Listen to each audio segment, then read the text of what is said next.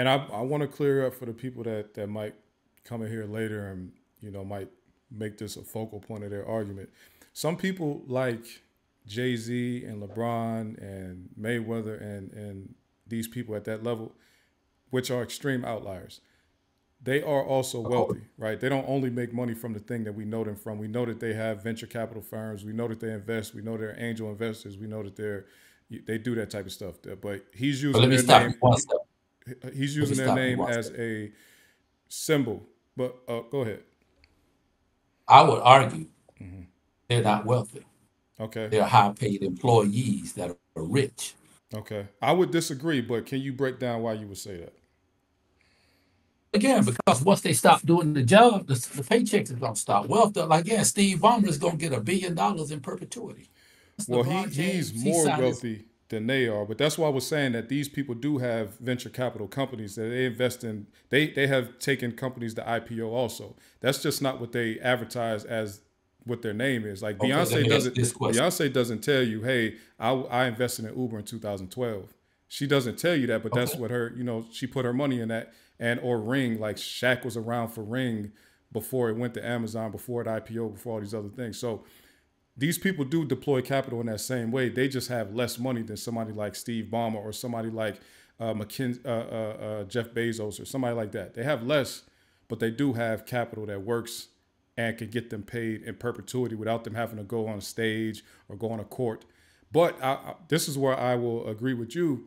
There's only like a very small, like there's 44 plus million of us, and there's like less than 25 of these type of people. Like that's a right. very, very, very tiny number. We need at least a few million or a few 100,000 people that can do that But type of see, the thing. system is a pyramid Yeah.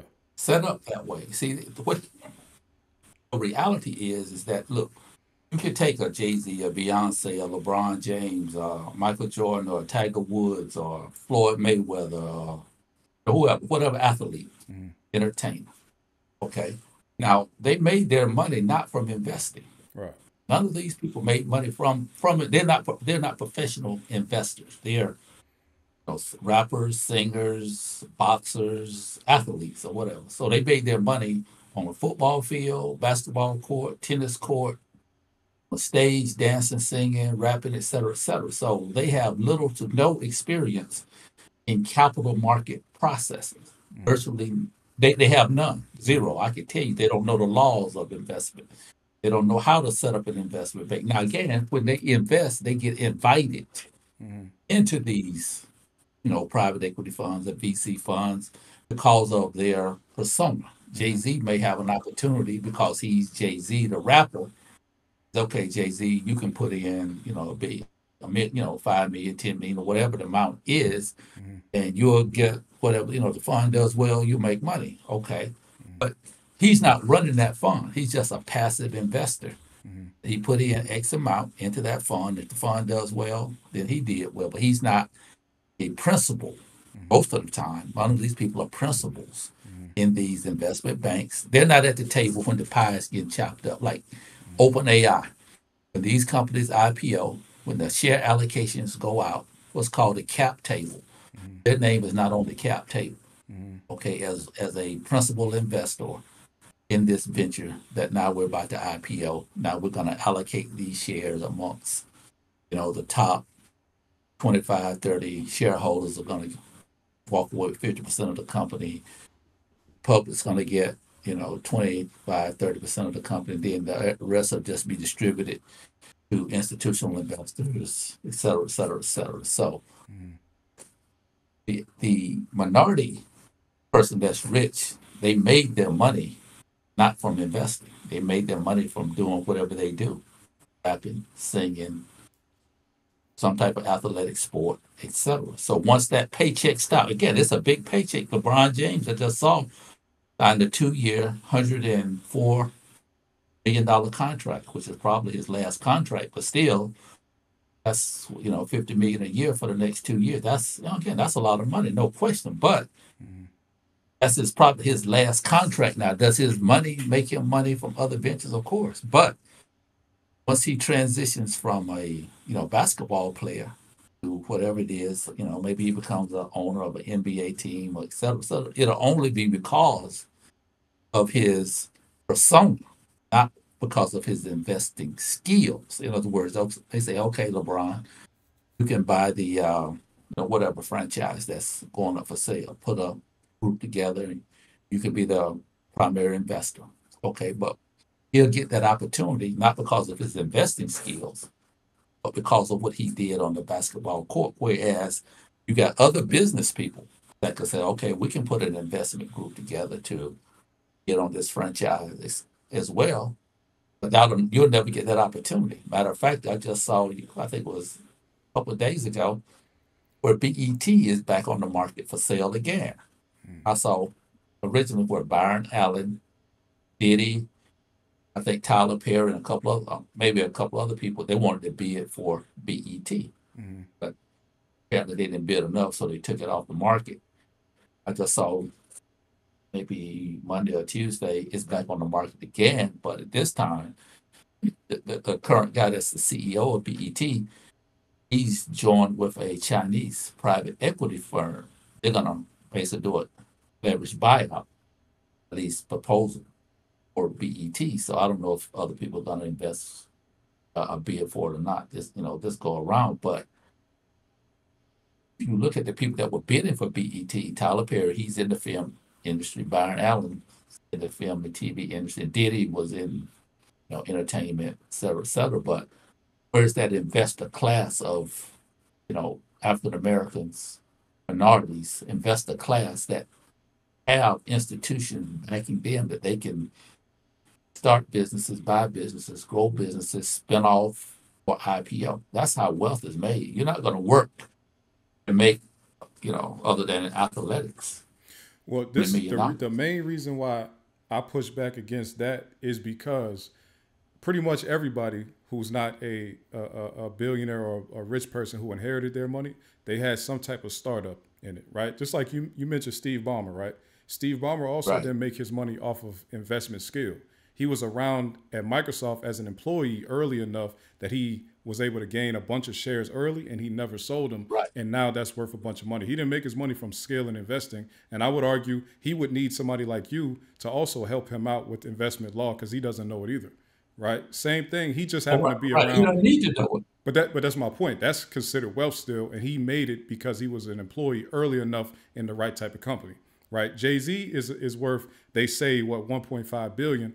They say his value is only a very small amount from actual rap because rappers don't really make that much money.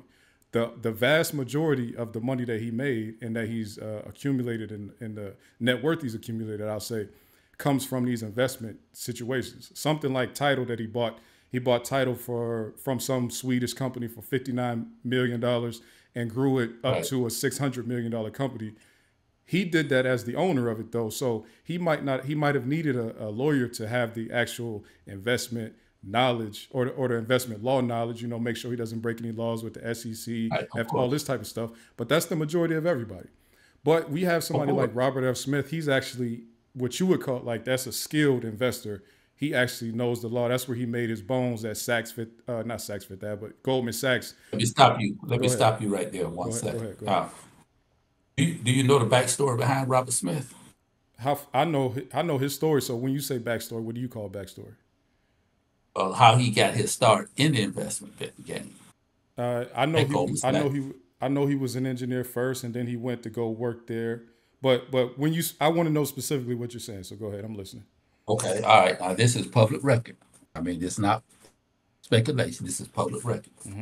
He worked at Goldman Sachs as an investment banker. True, no question. Got his MBA from I think Columbia. Was an engineer. Went to I think Cornell undergrad. Yep. Columbia MBA. Yep. Columbia Goldman Sachs investment banking. Okay, this gentleman, one of his clients, had been dealing with some shady whatever. Had a lot of money offshore, but he needed to basically clean the money up.